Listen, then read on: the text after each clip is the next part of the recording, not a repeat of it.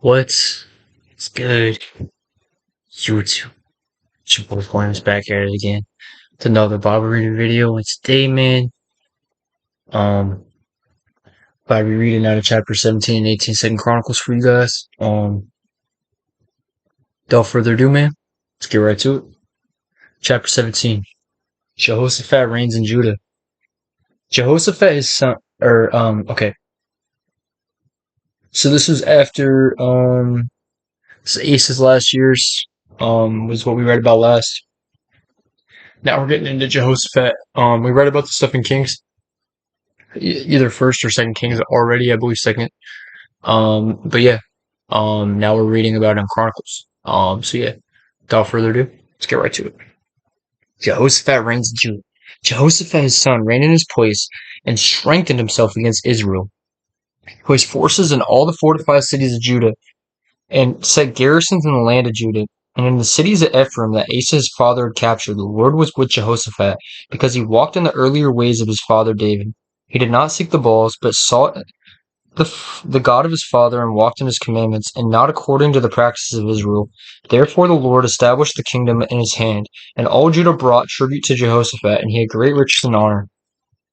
His heart was courageous in the ways of the Lord, and furthermore he took the high places in the Asherim out of Judah. In the 3rd year of his reign, he sent his officials Ben-Hal, Obadiah, Zechariah, Nathaniel, and Micaiah. Micaiah, I think that's how you say it. Micaiah, I don't know. Okay, let's see. To teach in the cities of Judah, and with them the Levites, Shemaiah, Nethaniah, Zebediah, Asahel, Sheremoth, Jehonathan, Adonijah, Tobijah, and Tobadonijah. And with these Levites, the priests, Elishama and Jeroham, and they taught in Judah, having the book of the law of the Lord with them. They went about through all the cities of Judah and taught among the people.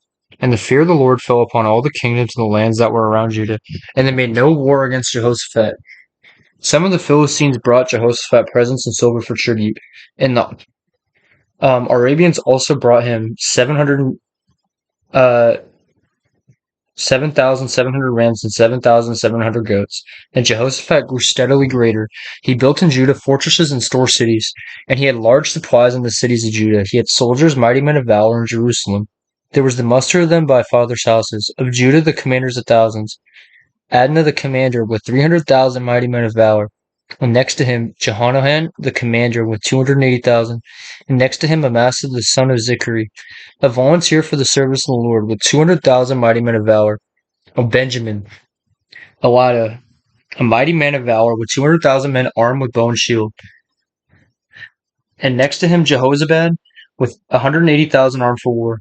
These were in the service of the king, besides those whom the king had placed in the fortified cities throughout all Judah. Jehoshaphat allies with Ahab. Now Jehoshaphat had great riches and honor, and he had made a marriage alliance with Ahab. After some years he went down to Ahab in Samaria, and Ahab killed an abundance of sheep and oxen for him and for the people who were there or who were with him, and induced him to go up against Ramoth Gilead. Ahab king of Israel said to Jehoshaphat king of Judah, "Will you go with me to Ramoth Gilead?" He answered him, "I am as you are, my people as your people. We will be with you in the war." And Jehoshaphat said to the king of Israel, "Inquire first for the word of the Lord." Then the king of Israel gathered the prophets together, 400 men, and said to them, "Shall we go to battle against Ramoth Gilead, or shall I refrain?" And they said, "Go up, for God will give it into the hand of the king." But Jehoshaphat said, "Is there not here another prophet of the Lord whom we may inquire?" And the king of Israel said to Jehoshaphat, "There is yet..." Sorry.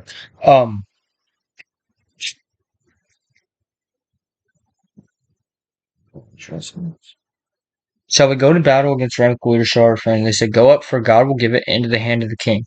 But Jehoshaphat said, "Is there not here another prophet of the Lord, whom we may inquire?" And the king of Israel said to Jehoshaphat, "There is yet one man whom we may inquire of the Lord, Micaiah the son of Imlah, but I hate him, for he never prophesies good concerning me, but always evil. And Jehoshaphat said, "Let not the king say so." Then the king of Israel summoned an officer and said, "Quick, bring quickly Micaiah the son of Imlah." Now the king of Israel and Jehoshaphat king of Judah were sitting on their thrones arrayed in their robes. And as they were sitting in the threshing floor at the entrance of the gate of Samaria, and all the prophets were prophesying before them, and Zedekiah the son of Chenaniah made for himself horns of iron and said, "Thus says the Lord, with these you shall push the Syrians until they are destroyed." And all the prophets prophesied so and said, "Go up to Ramoth Gilead and triumph. The Lord will give it into the hand of the king." And the messenger who went to summon Micaiah said to him, "Behold, the words of all the prophets with one accord are favorable to the king.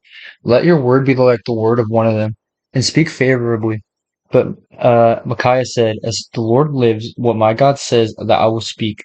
And when he had come to the king said to him, "Micaiah, shall we go to Ramoth Gilead to battle, or shall I refrain?"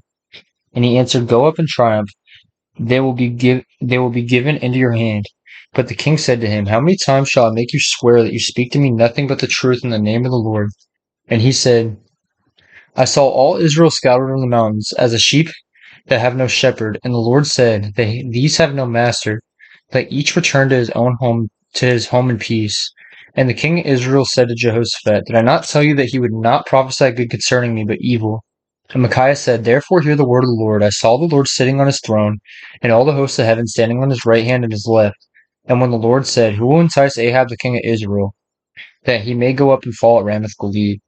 And one said one thing, and another said another. Then a spirit came forward and stood before the Lord, saying, "I will entice him." And the Lord said to him, "By what means?" And he said, "I will go out and be a lying spirit in the mouth of all his prophets." And he said, "You are to entice them, and you shall succeed. Go out and do so. Now therefore, behold, the Lord has put a lying spirit in your mouth, in the mouth of these your prophets. The Lord has declared disaster concerning you." Then Zedekiah the son of Chenaiah came near and struck Micaiah on the cheek and said, "Which way did the Spirit of the Lord go from me to speak to you?" Jeez.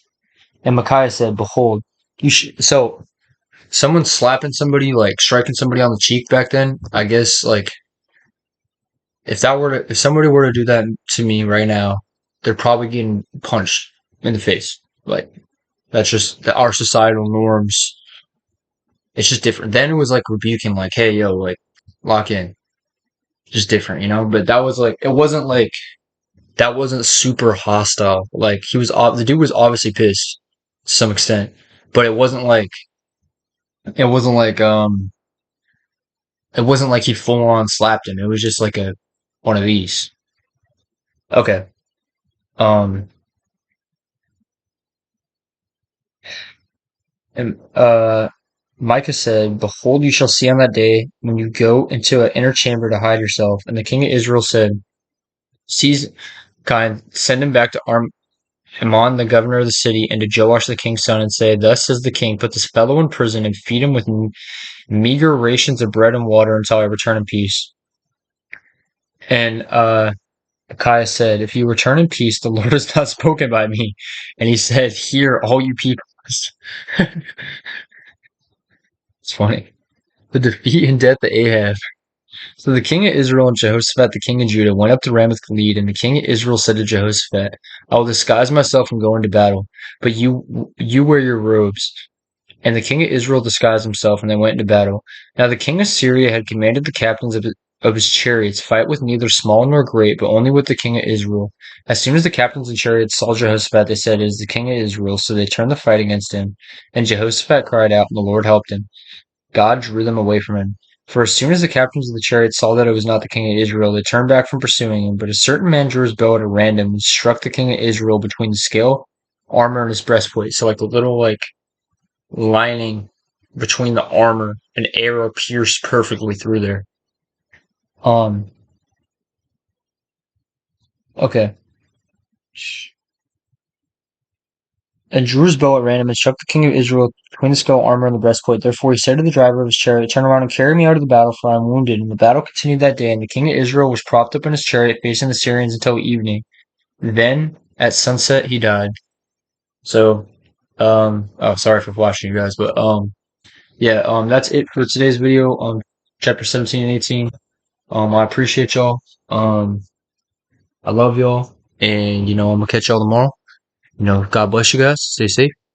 Peace.